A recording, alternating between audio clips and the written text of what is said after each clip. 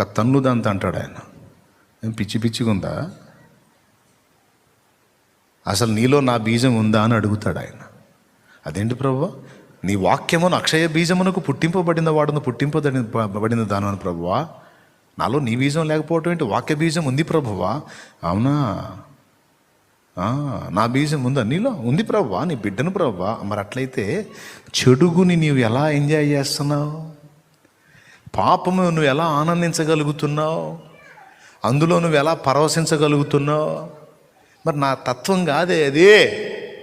నా లక్షణం ఏంటి? దానికి వ్యతిరేకంగా ఉండే తత్వం నాది. నువ్వు దాన్ని ఎంజాయ్ చేస్తున్నావు, కంటిన్యూ చేస్తున్నావు. అసలు మరి ఎట్లా చెప్తావురా నువ్వు నాకు అంటాడు ఆయన. ఎట్లా చెప్తావమ్మా నా బీజం నీలో ఉందని?